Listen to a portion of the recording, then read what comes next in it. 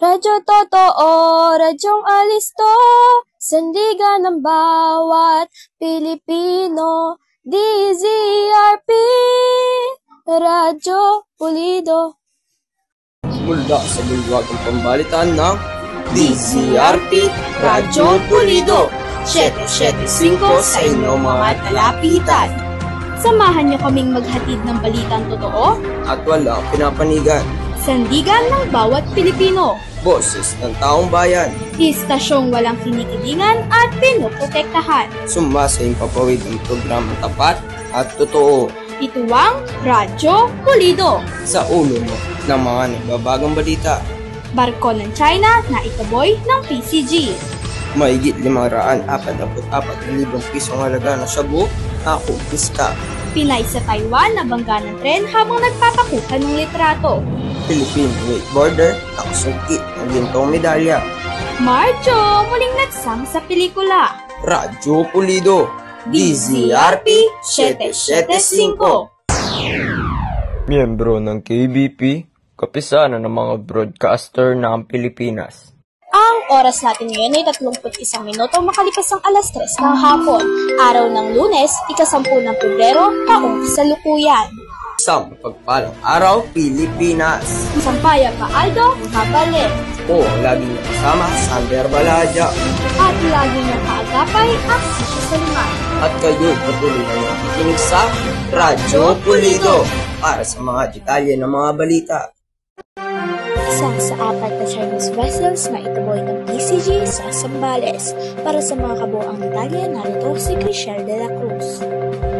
Tagumpay na naitaboy ng Philippine Coast Guard ang isa sa mga barko ng China na iligal na pumasok sa teritoryo ng Pilipinas. Sa isang pahayag ng PCG, naitaboy pa ng BRP Teresa Magbanwa ang Chinese Coast Guard vessel palayo sa Zambales Coast. Ang naturang Chinese vessel ay tinatayang nasa 100 hanggang 5 nautical miles na ang layo sa lugar. Samantala, patuloy pa rin namang minomonitor ng PCG ang 3 pang Chinese vessel na nasa karagatang sakop ng Zambales. Chriselle de la Cruz, Radyo Pulido. 80 trako ng iniinalang shabu na samsam sa Pampanga. Apat na sospek, arestado. Lian de Lara para sa mga detalye. Nasamsam ng mga tauhan ng Pampanga PNP ang mahigit 200 at 40,000 halaga ng inilalang shabu mula sa 4 na high-value individual. Matapos ang matagumpay ng bypass operation sa Barangay Santo Niño, San Fernando, Pampanga. Dakong alas 2 ng madaling araw, ito lamang mahibis. Kinikilala ni Police General Jean Espardo, Regional Director ng Regional Office 3, ang mga suspect na sina alias Bianca, Glo, Dan at Sek, na residente ng Barangay San Pedro, Coto. Ang mga suspect ay maharap sa kasong paglabag sa Section 5 at 11 ng Republic Act 9165 o ang Comprehensive Dangerous Drugs Act 2002. Lian de Lara, Radyo Pulido. Muling magbabalik ang himpilang ito pagkalipas ng isang paalala. Uy, Nana, ba't mo naman tinatapon yung mga basura sa ilog? Hindi mo ba alam na nakakasama yan sa ating kapaligiran?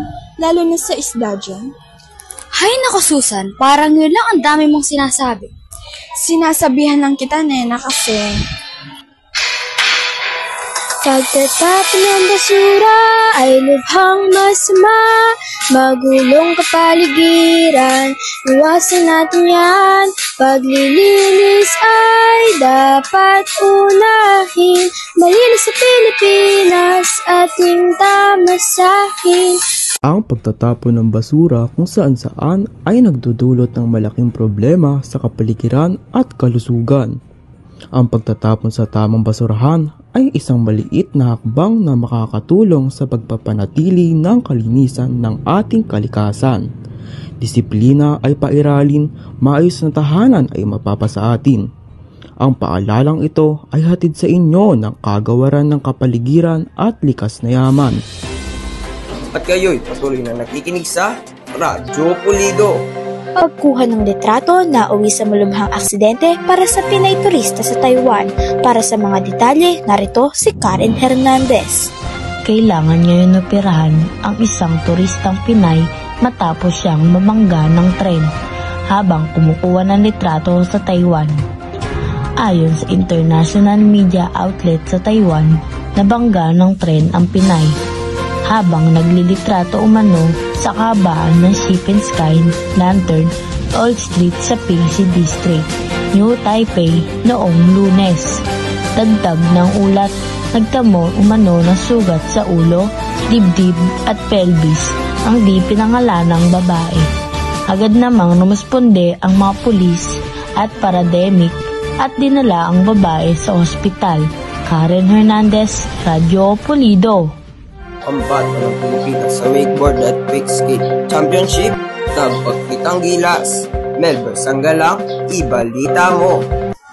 Nakasungkit ng gintong medalya ang atletang Pilipino na si Ralph Trinidad sa 2025 IWWF Asia and Oceania Cable Wakeboard and Wake-Ski Championships na ginanap noong Enero 24 hanggang 26 sa Decawe Clark Cable Park sa Angeles City, Pampanga.